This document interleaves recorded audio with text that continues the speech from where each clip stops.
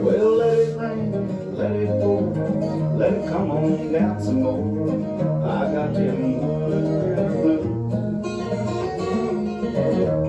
That job came up here, never going back to that job.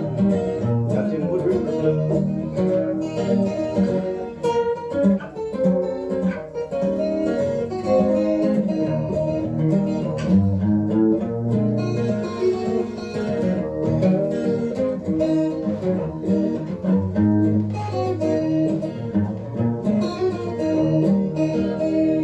Well, I saw a 10-footer just the other day with some residents come and spooked him away. I got them Wood River blues. Let it rain, let it pour, let it come on down some more. I've got them Wood River blues. Alaska, the great land, is a state whose scenery and wildlife attracts thousands of tourists and hunters. The gateway is Anchorage.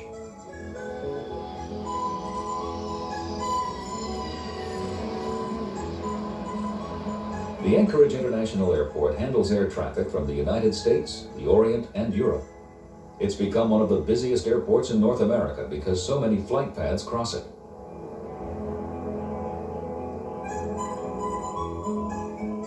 Mount McKinley, or Denali, is the highest of all the mountains in North America. In the fall, hundreds of sportsmen from all over the world come to Alaska. Many stay overnight in Anchorage before heading out to their hunting and fishing destinations. The numerous hotels and restaurants offer comfortable rooms and satisfying dining for the entire family.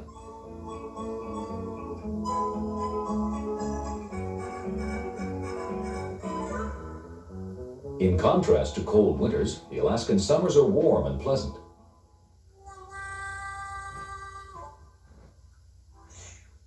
The Alaskan Railroad dates back to the 1920s. It was built by the federal government to open up the rich interior to mining, timber, and fur.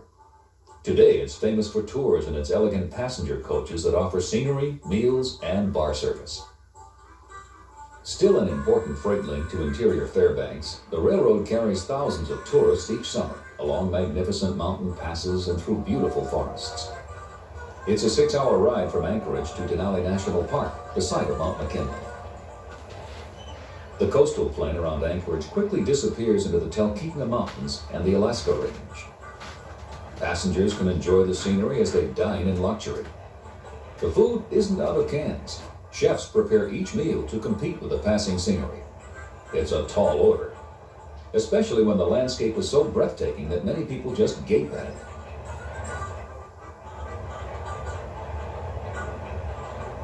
These mountains are young, and so their valleys slope steeply and their rivers run wild.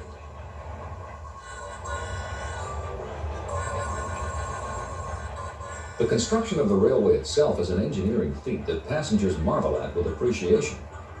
Also appreciated are the domed cars, which offer tourists and photography buffs panoramas of Alaskan scenery. The Alaskan Railroad trip from Anchorage to Denali is considered to be one of the most exciting rail trips in the world.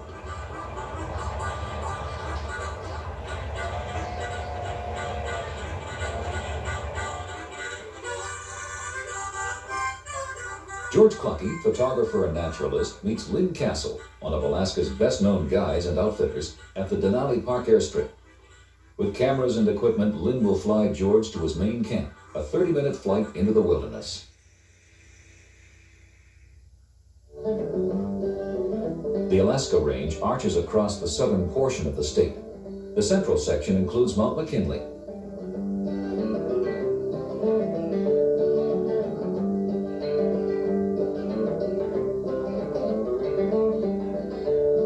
Lynn has flown in these mountains for over 26 years. Below is Wood River, his lodge. In gold rush days, this region was headquarters for hunters who provided meat for miners and prospectors. Wood River Lodge is newer than many of the camps in the area. In 1963, with spruce and timber cut from his own sawmill, Lynn crafted one of the most beautiful wilderness camps found in the Northland. This hunting lodge is complete. It has its own airstrip, lodge facilities, cabins, barn, horse corral, and other surprising amenities that most people don't associate with the ruggedness of wilderness living. Wood River is a hunter's mecca.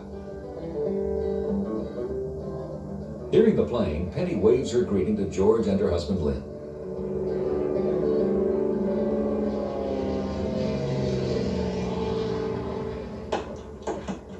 Wood is split for heating the lodge, for the hunters' cabins, and also for one of those surprises, the camp sauna.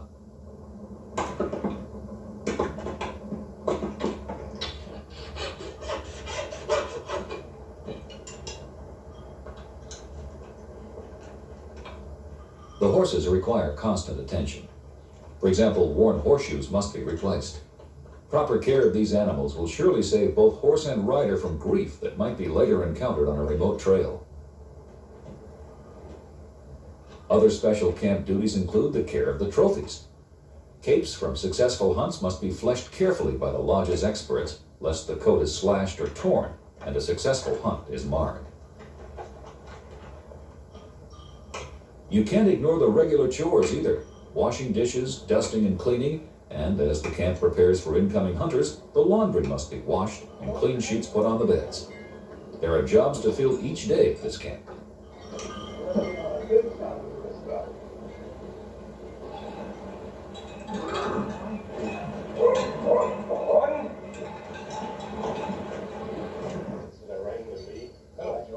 Carson, a guide at the camp, introduces George to the man who will host David Mast when he arrives later in the day. David plans a traditional horseback hunt for a Dall ram. Each horse is made comfortable and the equipment secured.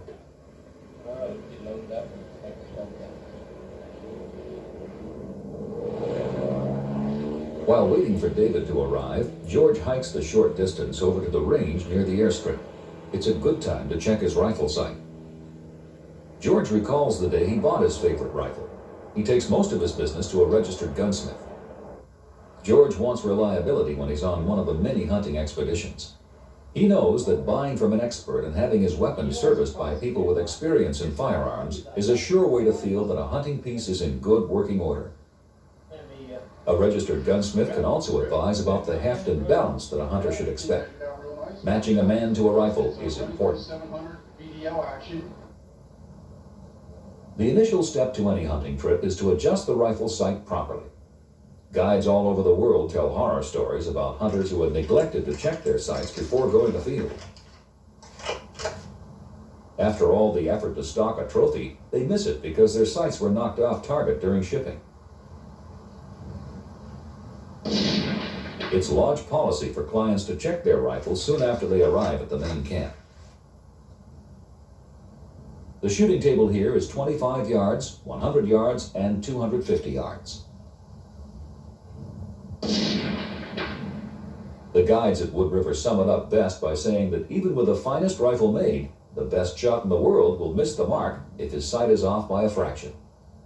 The guides will provide advice about adjusting the sights. They too want their clients to take a trophy home. The sound of a returning plane alerts the camp that some new hunters are arriving. These clients may be coming in from Fairbanks, which is an hour's flying time north of the lodge. The engine noise and sight of a landing aircraft would distract anyone on the target range. The runway passes right beside the gallery.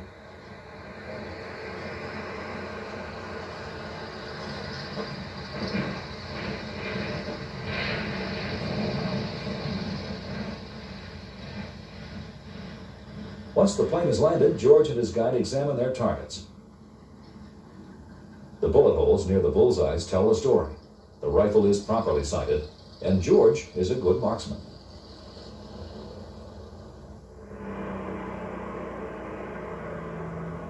On schedule, the other plane approaches with its incoming hunters. One of the passengers is George's friend, David Mast, who has planned a mixed bag hunt in the wilderness of Alaska's Central Range. After World War II, pilots with high-performance small planes opened the remote wilderness to easy access for trophy hunters. The airplane also made hunting too easy.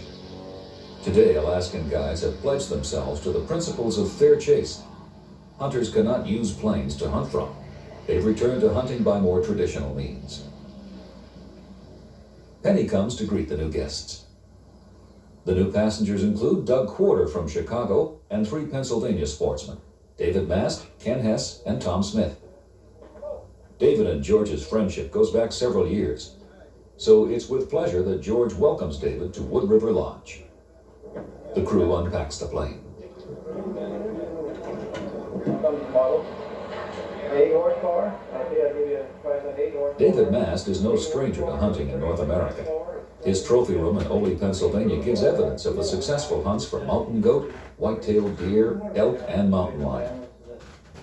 The setting for his lion is particularly dramatic as he lurks over the others. They're far and few between. I've seen one bigger than that, but I didn't get a shot at it. That and I got in Wyoming with Ken Clark. George wants to show his friends to their quarters. Ken plans to hunt on a glacier. David and the others look forward to mounting their horses and searching up and down the valleys and ridges for Dall rams.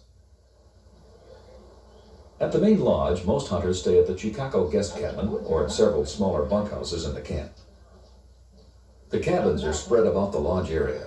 This will be their home when they're not out camping on the trail or staying at one of the numerous spike huts in the area.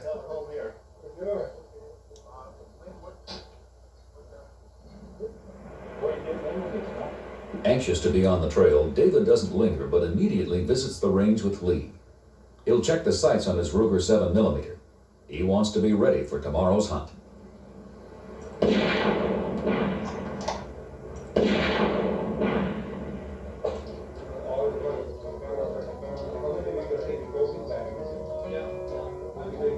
From a glance around the castle's trophy room, a hunter knows that he has the right outfitter for his hunt. Hey, Lynn, you know anything about this? Yeah, the other side of the shoot off my road, but it was 76 inches wide. This moose antler is enormous. If the bull hadn't been mauled by wolves and his antler chewed by porcupines, the moose may well have been a world record. Lynn Castle has hunted all over Alaska. His personal hunting totals between 1,000 and 1,200 days. Time spent under contract with clients is triple that. He has the record of nearly 900 hunts in Arctic Alaska alone. He has led dog sled teams across the snow and ice in search of polar bear, muskox, and walrus. Lynn's numerous hunting expeditions in northern Alaska total more Arctic hunts than those attributed to all other Alaskan guides combined.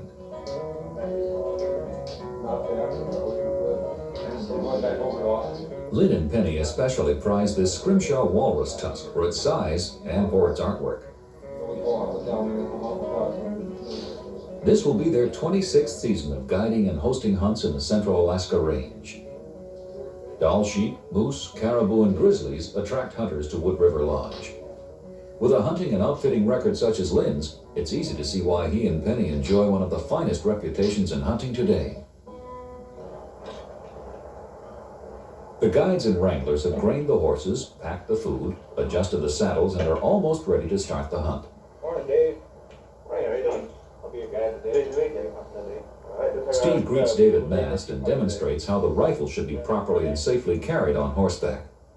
While still being readily available to the rider, it must be protected from any knocking about and any chance of mishap to horse and rider.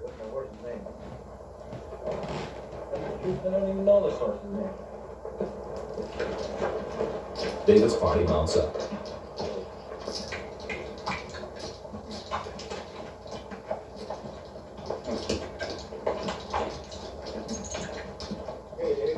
Tall in the saddle, they mosey on out of the camp and down the trail to the big game, leaving behind George and his equipment to follow after. The pack animals appreciate George and can't wait to be in his pictures. The rivers of Alaska start in the high mountains. The hunting party's route takes them back and forth across the braided channels of the glacially fed Main River. As nights are cooler in the fall, the melt is less and the river runs shallower. There are few deep spots. The guides know where the easiest fording is. They also know where the quicksand might be.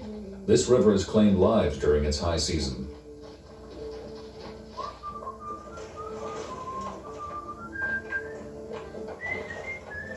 As the party climbs toward the mountain ridges, the willows grow shorter. The alpine conditions of cold and strong winds stunt the height of the trees and bushes. Above timberline, the growth is even shorter, but the views are much better.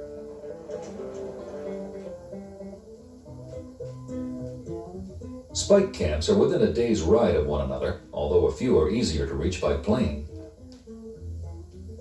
The next morning, Lee saddles up early. Sidearms can scare away threatening wolves and grizzlies. Attacks are very rare, as bears would just as soon avoid you as you would them. A few guides will carry pistols just as a precaution, especially if they're by themselves.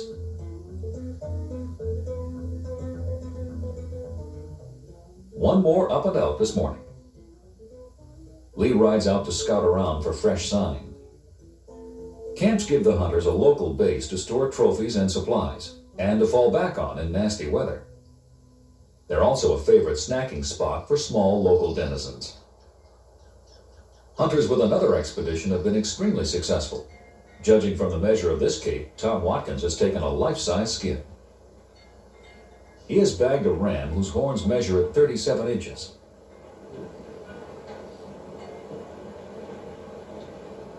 The weather looks good this morning. The men and horses are ready to climb the ridges of the high country in search of Dall sheep. Provisions are stored and the tents are rolled and secured to their packs. The idea is to travel light and keep mobility high.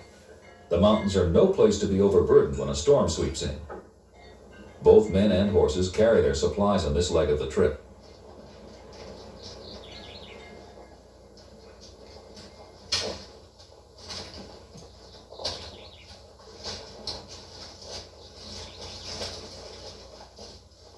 Horses and riders form a single line to best negotiate the narrow trails and brush. On steep hills especially, the members of the caravan will stay within sight of each other.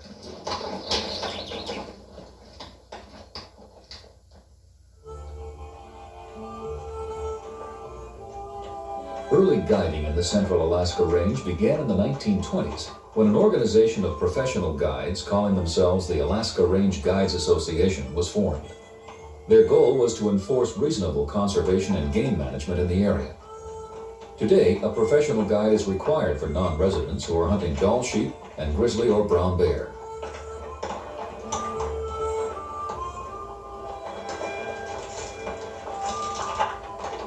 The horses stop to avoid something hidden in the brush. It's a young bear who has been caught dining on late berries.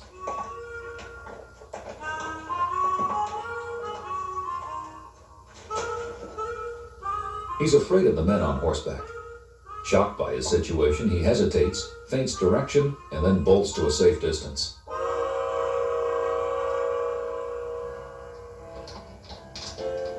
The grass-like vegetation growing on the brushless mountain is dryads. The Dall sheep graze on this forage. A mature ram will often grow to a weight between 180 and 220 pounds. The sheep's natural life expectancy is 6 to 7 years, but the age here can be 9 to 11 years old. The largest ram taken was 14 years and had over a 44-inch horn. They spot a few sheep on the other ridge. As they scan the ridge more closely, they spot other Dall sheep resting on an extremely steep terrain. If the sheep herd is scattered on the opposite height, then maybe the valley has even more grazing sheep. The party decides to refuel before they climb higher to peer into the ravine beyond.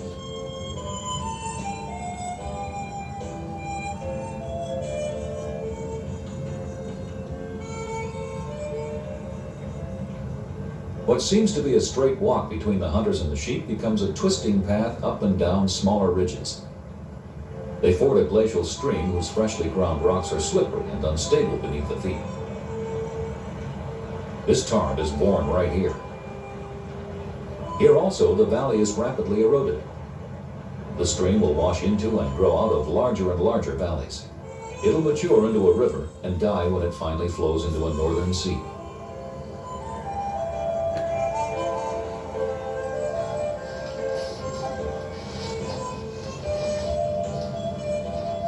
The terrain seems mostly to be uphill.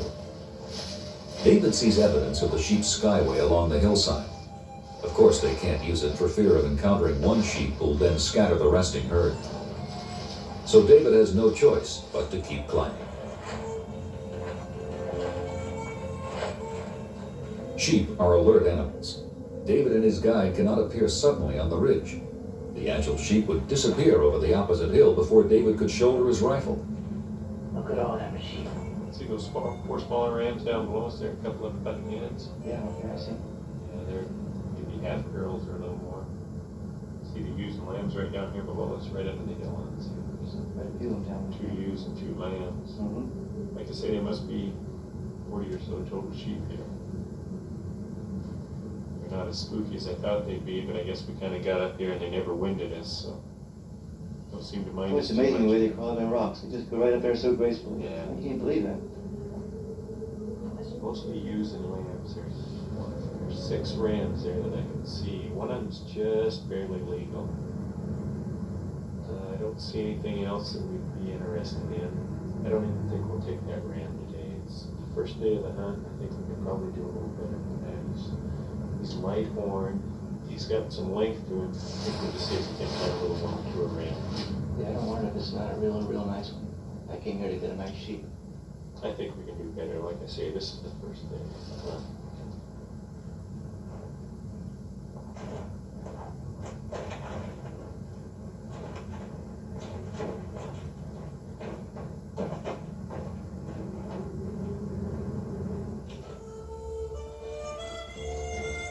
They plan to skirt around to the mouth of the valley and approach the sheep from a riverbed that runs along the ravine floor.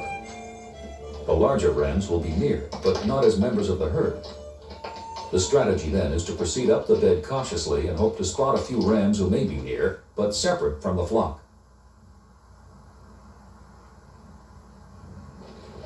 Just inside the valley, the guide spots 2 white specks. Their tack seems right. On an open-faced hillside, it's going to be pretty tough to get up there. Think we have a chance? I'd say 50-50 right now. The wind's going up the creek, and they're halfway up the mountain, so I think the wind will miss them. But our biggest problem is we're going to have to stay right in the creek bottom, trying to stay out of sight. And we're not going to be totally out of sight all the time. So we'll just have to take our time. It's probably going to take 5-6 hours, but we'll give her a shot. We'll go ahead and pick at the horses here. I think we'll take Lee with us. Okay, that sounds good. You think we have a real good chance of it? Like I say, I think it's probably about a 50-50 chance the way the wind's blowing. Well, I've never shot one before. I'm super anxious, so let's give it our best We'll shot. give it our best shot. Very good.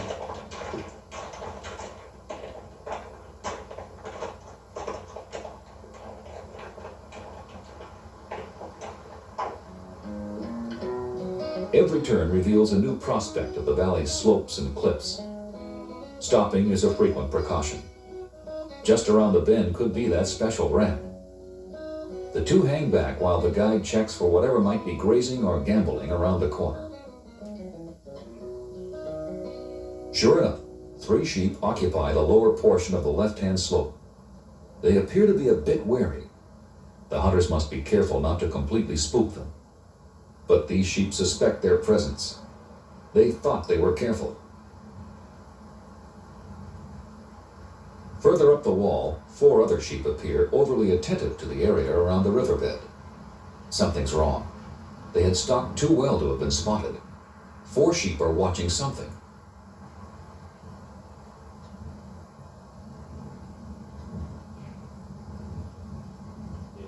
A fine specimen of caribou has wandered into the area. He catches David's attention too. Cross that opening pretty fast if we can. You mean we're going to crawl across all these rocks? We're going to have to crawl right across this stinking gravel bar on our hands and knees. The hunt continues with even more diligence as the men work their way into the ravine of the dull sheep. Once alerted by the caribou, the sheep will stay aware of the intrusion. They'll remain primed to run till the caribou disappears. And he has no intention of leaving the valley. Even the wind is now a factor. Fortunately, it's blowing from the left. They're downwind so far. The canyon narrows and the chance for being discovered increases with each step. David's party must move quickly now. They're entering the area where the flock was concentrated.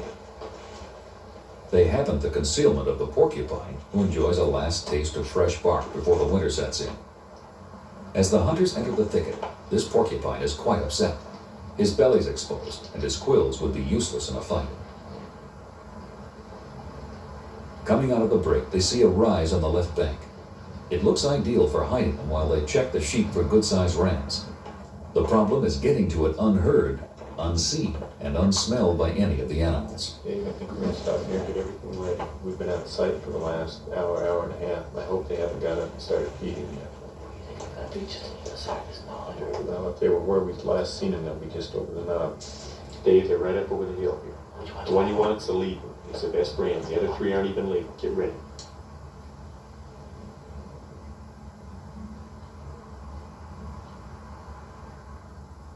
Okay, anytime you're ready, Dave. Okay, I'm ready.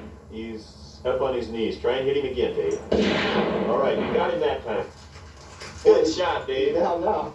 Boy, that's for a while. I thought you were going to miss him. Think I was a little excited or something. I think so, just a little bit. Looked to me like they're probably around about 36. He's a big ram with a good coat and large horns. David beams with joy. His trip has been worth the effort. Looked to me like he's either 8 or 9 years old. Real heavy bait, probably. David Mast has his Dall sheep, taken in a valley that only Alaska offers. Just say he's a little over full curl, more like a curl or an 8 bait. She started about 2 o'clock in the afternoon, did decimal sets. Goodness, how you doing, guys? George wants to see how David's trophy measures, so Lynn escorts him to the dressing shed. It's here that the prizes are given their final treatment before being shipped to the taxidermists. And so this year. Rams don't shed their horns as deer do their antlers. Each year the horns grow longer. By counting the annual growth rings, the ram's age is determined. Had the tips not worn, this horn would have been longer. Lynn estimates that this ram was 8 years old. Sheep's horns are hollow and grow more like hair. They're nowhere near related to animals of the deer family, whose antlers annually bud, have velvet growth, and finally shed. See this one? See now this. A ram's horn length and its curl are important. The average size varies between 32 and 33 inches. Horns in Lynn's hunting area average about 36 to 37 inches. And had years grown another 3 or 4 years, it would have been 9, 10. Most of Alaska has a 7/8 curl minimum for legal size rams. In the central Alaska range, the size has been raised to a full curl. This accounts for the superb hunting the area offers. About 1.5% of the males taken here will hit the magic 40-inch mark. Before he died in Phoenix, so it was a master taxidermist off of Denver, Jonah. To prepare a cape, the ears must be turned inside out. Then the eyes, nose, and mouth split. The entire coat must be thoroughly fleshed, salted, and dried. Once prepared, it'll last for years without further treatment. David now knows that it's a job for an expert. Also at the shed is Andreas Reinhardt, a young hunter from West Germany. He's taken a real prize. His ram sports a magnificent 41.5-inch horn. This trophy is the talk about all the camp, and certainly deserves to be recorded on film. George is happy to oblige. That's better than we usually do, but I hate to say that. Let me take a picture of you with it. Gotta get a... That thing just big. The next morning, George begins his hunt for Dall sheep. The horses are packed with equipment and provisions.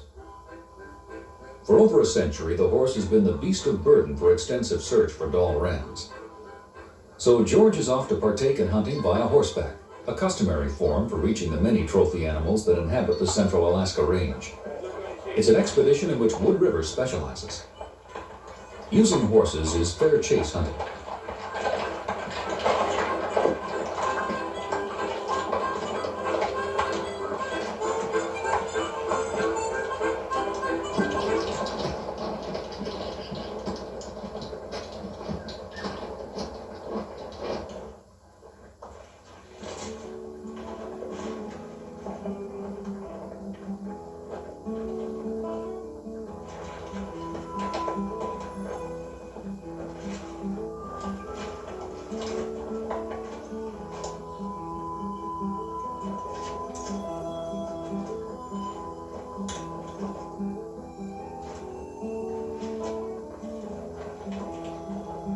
We haven't been on the trail for, what, 5 hours now?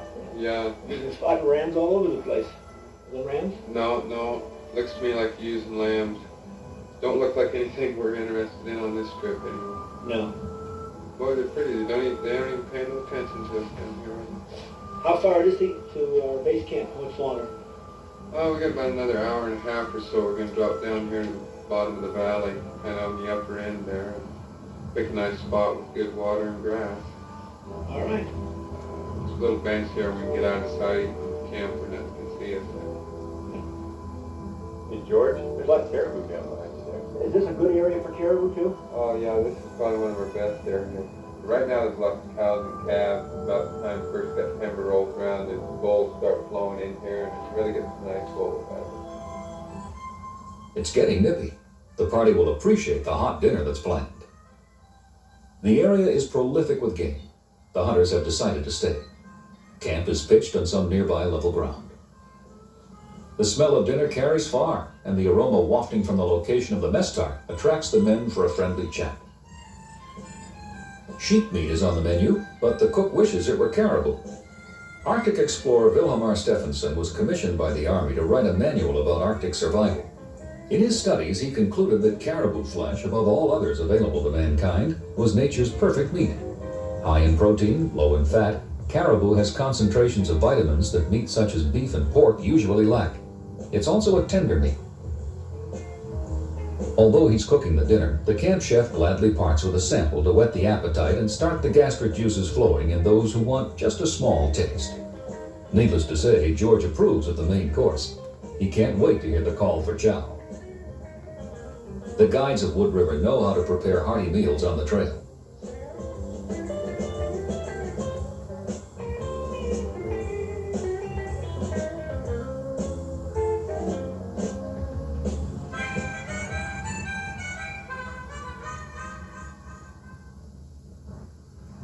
By morning, the breeze is stronger, so it's harder to hear the wind shaking the tent, crawl out of a warm sack, and then face the coolness of the oncoming day.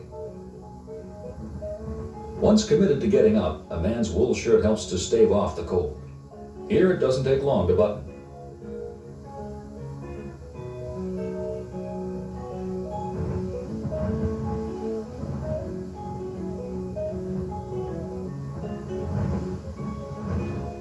Of course, another help for meeting any morning would be a hot breakfast.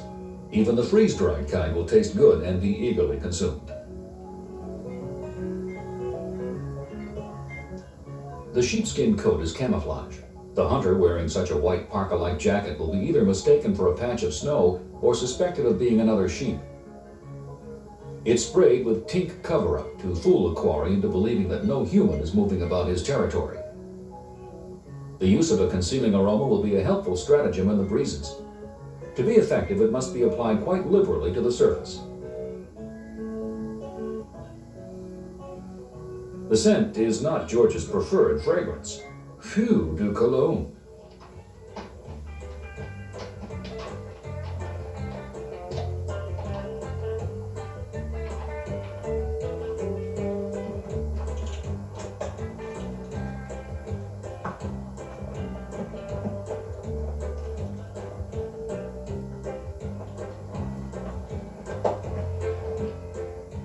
Noticing specks on the hillside, George's party sets up an observing post to investigate exactly what's there, ice or sheep. Is it two? No. No. There's still small rounds. God. I don't know where in the world they went. Let's crawl up and look down here into the ravine and try Look to at that get shot from here, though, on that cliff. Unbelievable. I know it. And look at the other four, they're still there. I know it's still standing there. I thought you told me they were skittish. They usually are. The guide suspects that the cliff is worth closer inspection. The coats might be useful for approaching more closely. Reaching the next ridge peak will offer a better spot to scan the cliffside and see if more rams are active there. It's a high-grade slope, even steeper looking downward.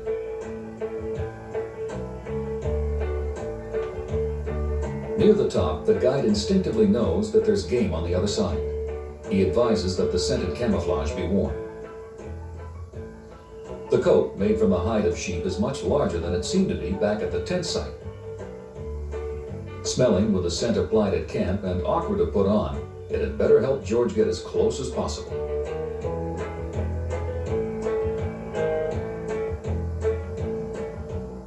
They decide to reach a higher location on the slope. They'll try to get as close as possible because a doll is quick and agile.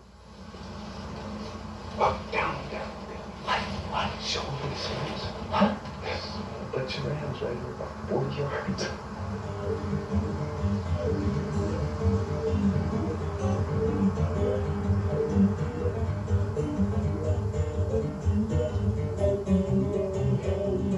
Okay, now so what we're going to do is we're going to ease up there. They're just right there below us. They aren't 40 yards away. Ease up there. I'm going to let you position yourself. Go ahead and get in position to shoot. And I'll check them out because I think as soon as we bust over there, they're going to probably head right up there. Stealthily, they edge closer to the ravine's rim.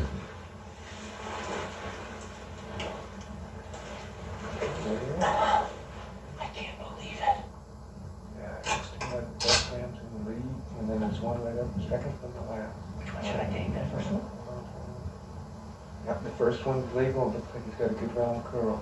Or okay, get ready. All right, I'm going to take him then. They're bunching together. Hold off, hold off. Okay, he's coming out in the lead. Take him. Good hit. You got it. Oh, jeez. He's stumbling. There he goes, down. Super fantastic. I can't believe it. Okay, he's yours. There he goes.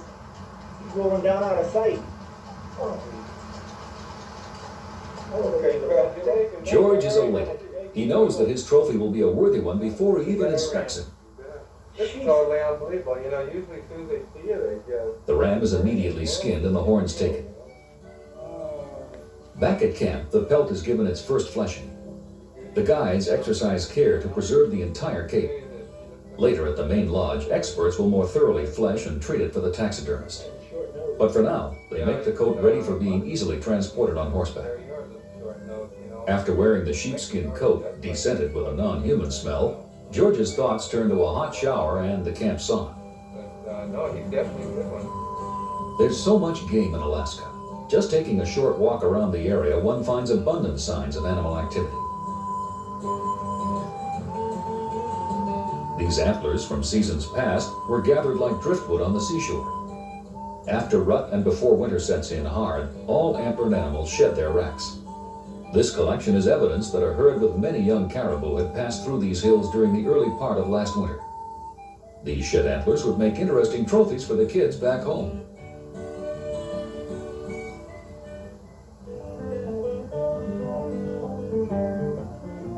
The morning following George's hunt, the party heads back to the main camp. Nobody ever tires of the beautiful scenery that entirely surrounds them here.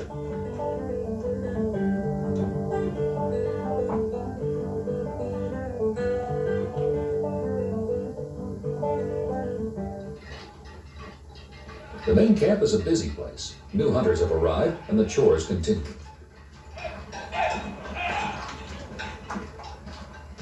A stroll about the lodge makes for a peaceful interlude before dinner is served.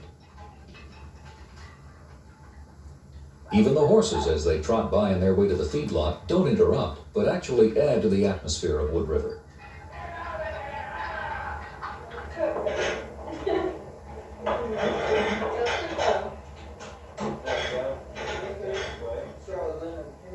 Dining is important at Wood River. Lynn feels that the enjoyment of hunting outdoors should be coupled to the savoring of great meals when indoors. Portions are therefore generously cut for serving. And judging by the rate of consumption, the guests find the food delicious. Most importantly, it's nutritious. The fare at Wood River is well balanced and hearty. And dinner time presents the opportunity to swap tales with other hunters of their experiences in the wilderness.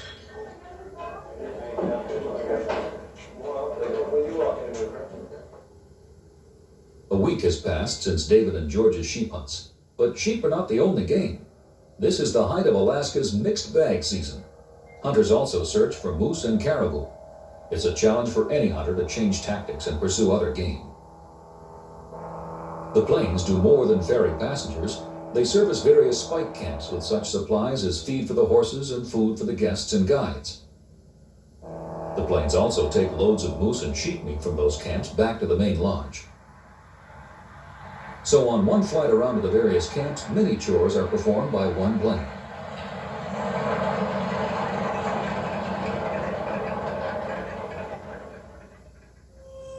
The mountains of the Central Alaska Range contain some of North America's richest terrain for game animals. In a single valley will live Dall sheep, moose, caribou, grizzly and black bear, wolf, fox, and wolverine. The caribou of Alaska is a species named the barren ground caribou. Sheep is considered a top-rated big game species. It's September and the season for mixed bag hunts. Below, a guide is setting up camp for hunting moose.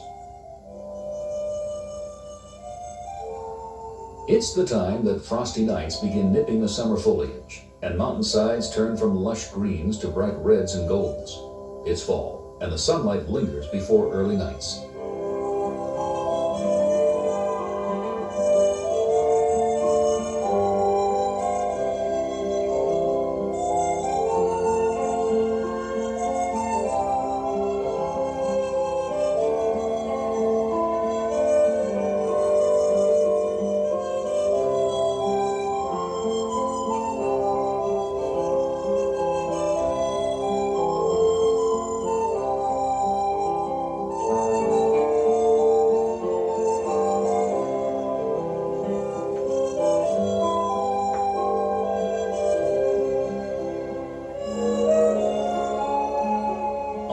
David Keyes of New Hampshire is awaiting passage to a spike camp.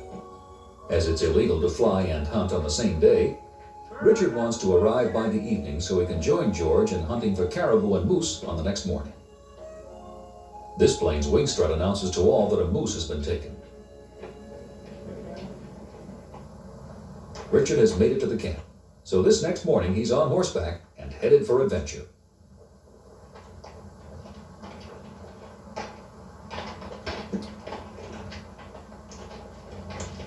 Snow could come any time now. Early snows will quickly melt in the lower elevations, yet with each successive snowfall, the white line will creep down from the mountaintops. The weather is not improved. It rains off and on. One view appears clear, but turning around, it's evident that rain or even snow is approaching. It's best to head back.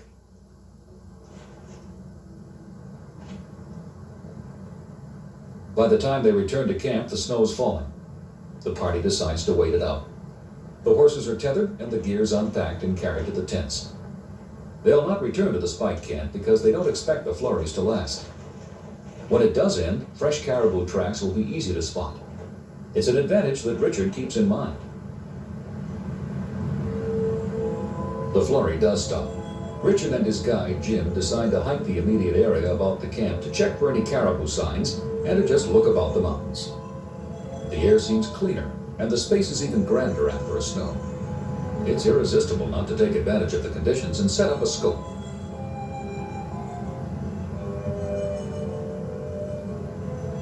Even with clouds continuing to threaten the peaks, the majesty of these northern mountains are equal to any other view on Earth. Their beauty cannot be surpassed. Some snow's already gone by next morning. Caribou are the only antlered animals whose females also grow racks. Bulls are also unique. They'll travel with the cows long before the rut. Their herd is largest at calving time.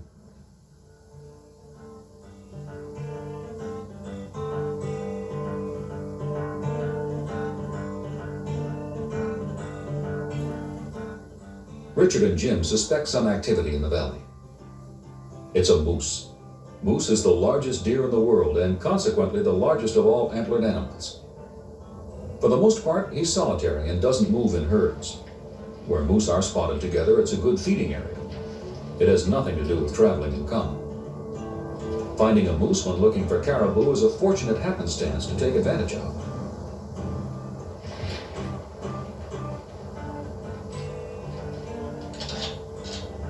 He's in a clear gallery. Passed by too quickly. Jim stations Richard where he expects the beast will likely reappear.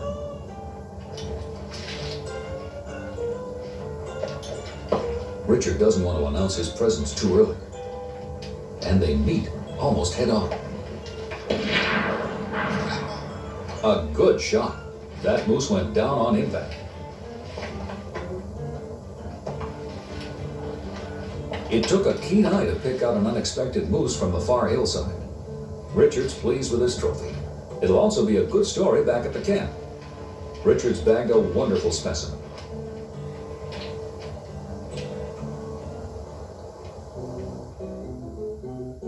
Later, George hunts with Jim. After Richard's luck with a moose, they choose to stay in the lowlands for their game. Hoping to find a moose, they spot a caribou. Of course, the browse is richer in the valleys. These caribou prefer the forest and fields. The two aren't worthy of the chase. This valley's full of caribou. Another strange feature of the caribou is that they click. Upon impact with the ground, their cloven hoof first spreads apart, then as the foot is lifted, the two halves snap back together, creating a clicking sound. Sensing danger, the bull takes off into the thicket. In minutes, they had scared off or refused to take several caribou. Today, the valley's a good choice for hunting. They decide to follow the river.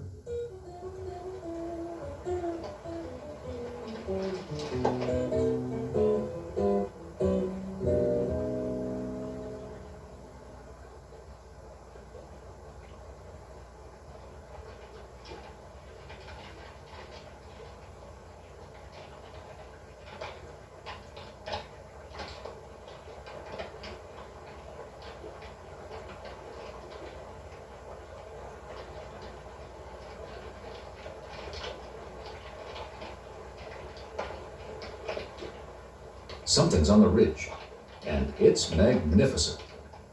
There's a specimen. The palmated antlers jump out against the sky. George really wants this one. He's a trophy, even judging from a distance.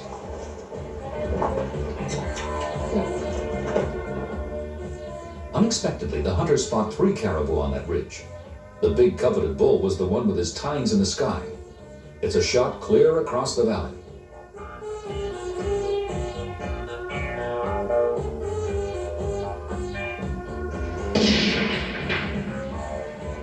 He's down, but still struggling.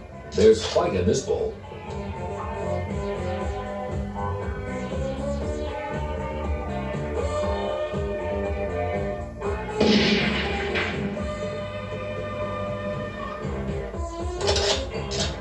He even drops with dignity. It seems like a long uphill ride to this bull caribou. Along the way, George has almost convinced himself that it couldn't possibly be as big as he had thought.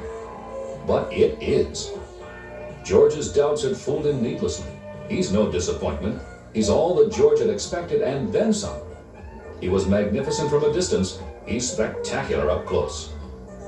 George now has his caribou and Dall sheep. 2 good shots over a great distance brought down this caribou. For George, it's a wonderful moment. Both the shot and the bull's collapse will be treasured memories for a long time. As George expected when he first saw him, this caribou's rack is truly a trophy to be proud of having won. It's so massive that 2 men are needed to hold it up. The bull's 2 companions have fled over the hill. They'll be more cautious and harder to find in the future.